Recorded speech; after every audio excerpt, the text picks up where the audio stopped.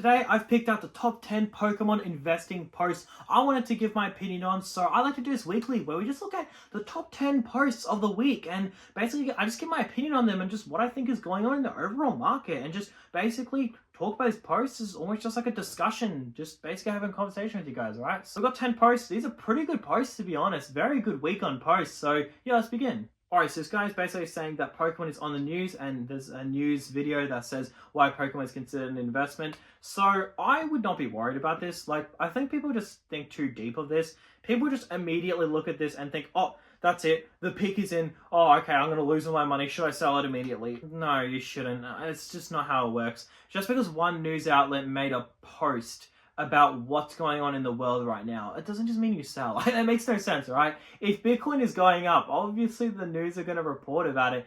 If Pokemon is doing these phenomenal numbers, yeah, it doesn't make much sense that they wouldn't report it. I mean, at least in Australia, yeah, they've been getting pretty up to date with a lot of pretty hot stuff. I mean, they would make posts when Lego's doing well, or Boo-Boos, or trading cards. I mean, it's just normal. They talk about when properties are going up, or gold, or stocks, or crypto. So it does make sense that they also cover collectibles. I don't know why people are making it out like the news is telling everyone to buy it. Like, the news isn't just screaming at you to just buy it immediately and to just dump your house and just buy a Pokemon. Like, I don't know. It's just, I wouldn't be concerned about it. It's not really that big of a deal. People just overthink it. If you saw this post and you're worried, just don't be. Just move on with your life. Who cares? The amount of posts that I see about this where it's like, oh my goodness, this thing just happened. Is Pokemon going to zero? Like, once you're in the hobby long enough, you don't even get fazed by it. It's just another Tuesday, right? Speaking of another Tuesday, look at this guy's 151 collection. This guy is a very, very smart person. So notice how he's only investing quality, right? He's got UPCs, ETBs, booster bundles, Pokemon CTDBs. I mean, this guy is absolutely laughing. So this isn't really a discussion or anything. He just said 151 is a no-brainer, which is very true. Not exactly groundbreaking news, but you'd be surprised about the amount of people that actually disagree with that. Now that I make like Pokemon content, I can gouge a lot of like opinions based on my comment section. You know, a lot of people think that Pokemon... Okay, I'm just making sure that I'm looking at, like, I'm touching the correct item. You know, a lot of people believe that, like, 151 is going to zero. A lot of people don't believe that it's actually going to go up. They basically just say that there's not expensive enough chase inside, which is the stupidest take I've ever heard. Because usually when a set is in rotation, the hits are quite cheap, but then they appreciate. Latias and Latias was $50 at one point. Gengar from Fusion Strike was $200 at one point. Like, yeah, that's exactly how they work. They start off cheap, but then they go up, so... But the problem is, if everybody invests in something, generally it won't do as well as people expect it to. But the beauty about 151 is because so many people aren't investing in it, it can actually do quite well. And we can see that right now. We can see the amount of people... I mean, how many people had told me... I said to them, because a lot of people who joined the hobby... I just want to make this quick story time. Basically, I have been here the whole time 151 has came out. So I've seen all the patterns and behaviors 151 has given off, right? I would see how, you know, it took about a month for it to sell out. But dude, once it sold out, any restock that came, it would sell immediately. But on top of that, what would happen is the market would go up. Response would go up 2, 3, 4x of the MSRP price. But then what would happen is that when a reprint would happen, then it would come in and it would dump the price to like, I don't know, maybe $20 over the MSRP, right? That was like the resale value. What would happen is within a month, it would bounce back and jump up by 50% or even sometimes 100%. And basically, when 151 was getting printed into the oblivion, that's why I made so many posts about 151. Because I said, buy it, buy it, buy it. And I was telling people, I said, I've seen this before. Like, you just came into the hobby or you've just come back from Prismatic. That's okay. I'm not judging you. I genuinely don't care. But this set is a different beast. This set is him. It is Himothy. It is the second set of Wolf Pokemon to sell out while being in rotation when the market is not crazy hot. It's just a no-brainer. And this guy is exactly right. And you know what? In the next 12 to 24 months, you know what I'm going to get in every single video? Oh, am I too late? Okay, I'm not mocking people or anything. I guess I kind of am. But the amount of people that are going to ask me if they're too late when bundles are $100, $200, $300, and then when Boost Bundle displays is 3, 4, 5K, the amount of people that's going to ask me, am I too late, is genuinely laughable. And the amount of people that we're going to see commenting on Poke Investing, on every single discussion forum, saying, am I too late on 161 is just laughable, right?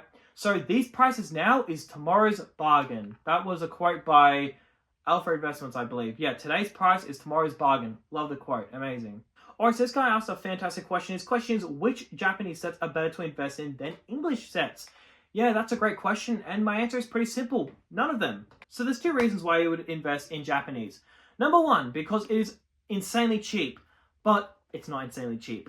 Even if Terrestrial gets a reprint tomorrow, that shit's not going to $50. Shiny Treasure started off being about $120 USD. Then it quickly dumped to about $100, then $80, then $90, and the all-time low was, I think, about $35. Now it's about $90 for a booster box. So you can see there was a lot of opportunity there, but that was because there was so much fear in the market, and yeah, it was super reprinted and yada yada. The problem about the craze that we're in now is, like I was saying in one of my other videos, this is one of them, I kind of forgot which one, I was saying that there's no such thing as discounts, right? There's no such thing as fire sales. If you want to invest in Paradox Rift, yeah, sure, go for it when it's $90 or $80 a box. But dude, why would you buy this when it's $220 a booster box? That is absurd. Like, hell no. So it's the same thing as Japanese boxes. Why would you... Oh my gosh, that almost fell over. Why would you buy a Japanese counterpart when it's like really close to the English price anyways? And your answer would be buying exclusives. This is going to do absolutely phenomenal. The Japanese community cannot get enough of Pikachus. English collectors who collect Japanese products, they generally like to collect specifically Pikachu ones. This is a fantastic box, and there are two other ones, the Gyarados and the other one. I think it's the Latios one. I would 100% invest in these, like, for sure. I have 3 pairs. It's such a good opportunity. And they barely make these. Like, it's not the next Poncho, but dude, even if it's 10% of the Poncho's price, it's still like a 500% return from here, so... honestly, I would be buying these 100%. Alrighty, now this guy is asking a fantastic question. Like I said, surprisingly, this week has just been amazing for Reddit posts. Usually the subreddit is just full of the stupidest questions. Or a lot of time people aren't even asking questions. They're just stating a fact like, I don't know, they like a booster pack or something. The questions in the subreddit are so bad. But this is a really good one. This guy said, will new and old certs have a difference in price in the future? So this is a really, really good question. So what he's basically asking is, for anyone who doesn't know, PSA generally tend to change their standards whenever it comes to grading. So you can look at the cert number and basically you can determine roughly what standards they had at the time when they graded the card. Now, what a lot of people will do is they'll tell you, hey, if you look at your card, you'll notice that if you look at that cert, you can trace that back to 2015 when it was graded, right? So then they'll tell you, that card is actually worth less. Yes, it's a PSA 10, but it's not worth as much as my PSA 10 because mine is a new cert. And what they're doing is they're basically trying to scam you. This is a great way to trick new people into the hobby. This is bullshit and this has never been a thing. So if you invest in this and you decide to liquidate or you go to buy, it's just bullshit. Now, the only time that it would be true is if it's a really expensive card. If it's a $10,000 card and someone has a grade from 20 years ago, okay, sure, a new cert will be worth maybe a little bit more. But guess what? It's not like the old cert will be worth less. No. So this is the market price, okay? You've got new cert, you've got old cert, but here's the thing. If someone is willing to pay more for a new cert will be worth slightly more. But it's not that an old cert is worth less, it's actually a new cert is worth more. But once again, it's only like a 10 or 20k card. If you've got like a $200 card and someone goes, oh yeah, but that's old cert, so that's actually worth less. It's just bullcrap. They're just trying to scam you. But in the future, I don't think it'll affect the price at all. I don't see why that would. Most people's logic is if it's a PSA 10 now, it's a PSA 10 in the future. And also, if you look at a lot of old baseball cards, when they get PSA 10, even if it's 40 years old, people just don't care. I don't see people buying a $3 million card and then they go, ooh, is that an old cert? That's a $100 baseball card, but you know what? It's actually an old cert and I only buy new certs. I know there's only 3 copies in the world, but man, if that was a new cert, I'd be paying 10 times the price it is now. Like, no, they don't do that, right? So people who pay less for old certs, they're just scamming you. Now, must I remind you, every single post here is absolutely amazing. This probably has restored faith in humanity for about a week for me. We'll see next week with how my faith in humanity is doing. But basically, this person said, is this an underrated item or what? and it's the Brilliant Stars Pokemon Center ETB. And yeah, this is a pretty good find by OP. Yeah, that's just 100% undervalued. It's like $170 USD, which is like what, 260 AUD. That is absolutely ridiculous. That is really, really good. So the thing about Pokemon Center and Sword and Shield is they have a very weird relationship, because obviously, as we know, there is no promo inside, meaning that there's nothing really exclusive inside other than just like sleeves.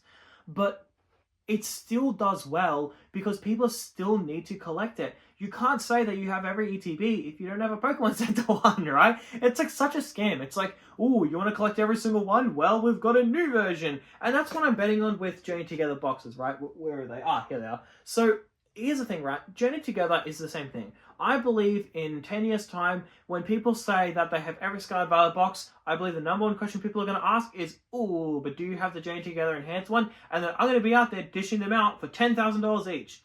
Yeah, that's what I dream about every single day. Whenever I go to sleep, I always dream about Journey Together. I get pretty good rest until I get reminded of its big brother, which is Deaths and Rivals.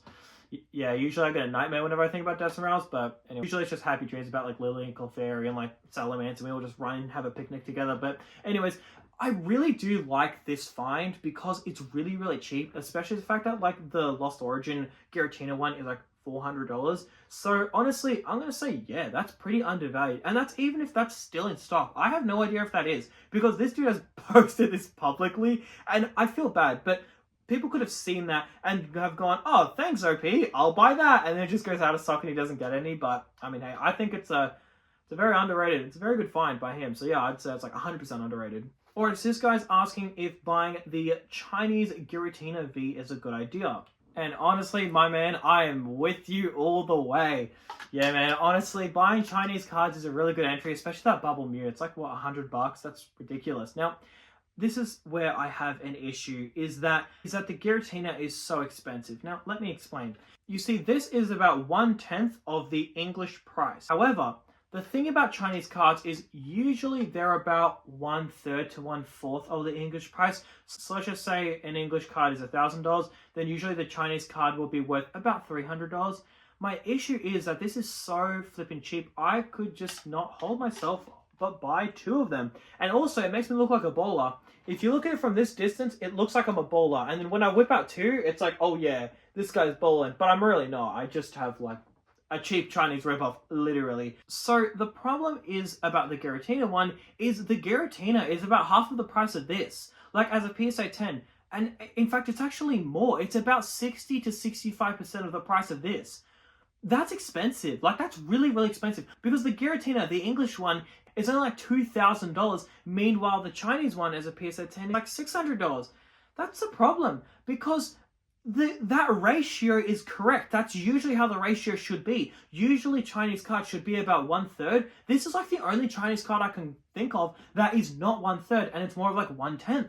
So that's why I'm investing in this. Now, I wouldn't really invest in the Giratina. Please do not buy these. Like, dude, if you're buying these because I'm buying these, just please don't. Like, I'm probably gonna have to hold on to these for years until I see any like substantial gains. It's more just a fun random play, and once again, it makes me look like a bowler, especially when you have 2. Holy crap. Having 2 of these is freaking sick. Although, usually I have to tell people, I have to give them a heads up, like, whoa, hang on, dude, I'm not a bowler. But sometimes I won't tell people. Sometimes I'll just, like act nonchalant, like, yeah, how's it going, man? Yeah, because I guess I want to look cool, but anyways. Alright, now this guy said how Flashfire is heating up, so he has some sales data to show us. It depends how reliable it is, but basically he was saying that eBay, it sold for $8,000, but it was not really that minty of a box, which I suppose makes sense. $8,000 is a pretty respectable amount, especially for a set that isn't even 10 years old, or it's just 10 years old if so. But basically, he was claiming that it sold all the way up to $15,000 for a minty box. I just don't know how true that is, but let's just assume it is. It does sort of make sense, because there is a lot of hype for Phantasmal Flames, so just naturally makes sense. Also, apparently there's a Phantasmal Flames UPC, so that would be absolutely sick. I just really hope Pokemon really learn that a lot of this domain isn't going anywhere and that they're going to need to open up some more printers. That's actually going to be about tomorrow's video. I'm going to be talking about this pretty serious situation that Pokemon is in. How, dude, if they don't address all this demand, like obviously they are addressing it, but if they don't create new factories or new printers or anything, they're going to be in some serious trouble. I'll talk about that in another video because it's something that definitely does concern me. Honestly, not that much, but I just need to exaggerate the title. So I'm just going to put like, we're in a lot of trouble when realistically we're not, but I mean, I need to make my videos exaggerated somehow, right? So I guess you'll see that tomorrow. But anyways, yeah, I guess it makes sense, to be honest. I don't really have much of an opinion on this. I just wanted to mention it because it's kind of cool, but yeah. Alright, now this guy said 7.3k USD. Did I do good? BGS 6? No, you did not do good. I love to be positive. I love to tell everybody that we're all going to be big winners in the end, but I cannot say that for the same for this gentleman. Okay, first of all, BGS is hard as hell to move, so that's why you got a good price on it. I think the English one is about, what, probably like 8, 9k. Yeah, it makes sense that the BGS one is a little bit cheaper, but I don't know. I just wouldn't buy it, to be honest. Like, you know, my problem about BGS is that it's hard to move, but because the subgrades complicate things, people just prefer PSA whenever it comes to vintage. Now, specifically the Charizard, the problem about the Charizard is that if you don't have the money for a first edition Charizard, which is completely fair, but if you don't have the money for it, you can just buy Shadowless. Oh, but hang on, if you don't have the money for that, you can just buy an Unlimited. But dude, if you don't have the money for that, I got you. You can just buy base set too. But if you don't have the money for that, you can buy Legendary Collection. But if you don't have money for that, you can buy 25th Anniversary. But if you don't have money for that, you can buy the weird board game looking tournament box. The problem is there's a million copies of it. That's my issue. So you look at something like Gold Star Rayquaza, and you can see organic, healthy growth. It's going up, you know, ever so slightly, and it makes sense because it's a very good card. But did you notice that the Gold Star Rayquaza has actually overthrown the first edition Charizard by no one's surprise? Gold Stars is the only vintage I would invest in, and I just wouldn't invest in it, so I just wouldn't touch vintage. Why would you? The younger audience doesn't care about vintage. They just genuinely don't give a shit. When you've got a 10-year-old now and they're 18 or 20 in the future, they're not going to care about buying a first edition Charizard. The percentage of people in this hobby that want to buy a first edition Charizard is slowing down by every single day, and the desire for new Alt Arts Bubble Mew, Shiny Charizard, Moonbryon, Sunzard, Sunbryon, all those cards, the desirability for those cards just go up more and more. So going against the wave and going backwards just isn't where the money's at. Alright, now this guy said half booster boxes as an investment, and this guy's basically just wondering what people's opinion is on investing in half booster boxes. So you've got two downsides and you've got one upside, and then you've got an upside on top of that. So you got two of each. So one downside is that they are worth less than normal boxes. So no, then two of those is not worth the same as one normal box. If you look at the sales of half boxes for Evolving Skies, it is not the same as a complete booster box. But at the same time, that does mean that when you enter it, your entry is less. So let's just say a normal booster box is $1,000. Two half booster boxes will be like $400, right? So then you buy two of them, and then now it's worth $800. Now, it's worth $800, but it's like you paid $1,000. You got less of an entry. So it kind of evens out in a sense. But on the side of it, as if it's worth it, so you've got a downside and an upside. The upside is that you can sell half your position even if you have one box, which makes a zero cost basis quite easy. But at the same time, big issue is the hard sell to move. There's very little desirability for it. I don't really know anyone buying them. I only know people selling them, to be honest. Alrighty, now this guy's asking if this promo is the next one to boom. So this brings me to a discussion I want to bring up. I'm not going to make a whole video about it. I just want to talk about it here. If you try to catch two rabbits, you will end up catching neither of them. That is one of my favorite sayings. I pretty much tell myself it every single day. And it's basically as simple as this. When you try too hard to succeed and you try to chase every single pump or every single boom, you're going to end up chasing none of them, okay? So let's just say you invest in stocks and you stuff that up somehow, and then you try to chase crypto and you stuff that up somehow, and then you try to chase trading cards and you just try to chase, you know, the new thing. The problem is you will end up catching none of them. But when you master one niche, you're going to do great, right? Like a great example is all of these English products here, right? While people were distracted with 151 Chinese cards, while people were distracted with Volume 2 Chinese boxes, or, I don't know, whatever Japanese promos at the time, or Gold Stars, I was stocking up on these. I truly believe in these. Now, you know what's interesting? I was slowly stocking up on these in the background, and now that they're going up a lot of people would be begging to pay 50% of the price that I paid, right? I'm up a very generous amount on all of these. But you want to know why? Because I was patiently buying, and I was just sticking to my thing, right? Like, same with Journey Together, same with Paldea Evolved. I mean, now, how many people are panicking to buy Paldea Evolved, or, I can't really think of anything else, but Destined Rise is going to be a good one. stock up on Deserails. In 2 years' time, people will be begging that they could go back in time and buy it now. Today's price is tomorrow's bargain. And it's so valid. It's just nothing but facts, right? Like, dude, you know what's funny about these? I was shouting at people months ago to buy these at like $50. Now that they're $80, people are begging to buy them off of me. So I wasn't quite happy with my position. I did want a little bit more. So when the Bubble Mew exploded, I kind of accepted that, look, I really need to crack down on it. I need to finalize my position and get the final amount. It's funny because the price that I paid, not even 2 weeks later, people are begging me. Multiple people. We're talking 5+ people have DM'd me. They've asked me if I can spare any or if I know anyone selling it at that price. I mean, what can you do, right? It's absurd. It's just absolutely crazy to me that people just are so desperate to get the price that they just could have gotten, right? So I'm not saying this guy is chasing the next big thing, being that Pikachu, but at the same time, why does it need to be the next big boom? It's a very big gamble that it is the next big boom. Maybe it is, maybe it isn't. Maybe you guys can all laugh at me next week because I was against it. But what I know is he has a chance of succeeding. I am guaranteed to succeed. These have already gone up a handsome amount and they are only growing more and more every single day. So while people are running around, Chinese is the next big thing, Japanese is the next big thing, or whatever, really anything is the next big thing, I'm stocking up on what works, which is Scarlet and Violet.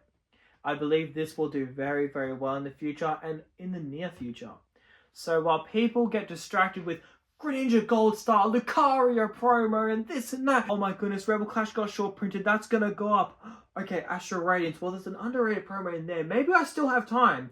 You know, if I buy it now, I could get a 10% increase, and then I could put that into a Gengachu, and hopefully I can get a PSA 10. And then once I get that PSA 10, then I'm going to put that into my meme coin. I'm going to double that, and then I'm going to put that into stocks, and I'm going to lose it all in a penny stock. And I'm going to have to sell the house, and I'm going to become homeless. Like, people just set themselves up for failure, right? That was like a 101 strategy for all the people who want to not make it in this hobby. So, in case you're one of those. So, yeah. That's all I got for today, guys. Very, very good week. Usually the posts are not this good. But anyways, have a good one, guys. Thanks for watching.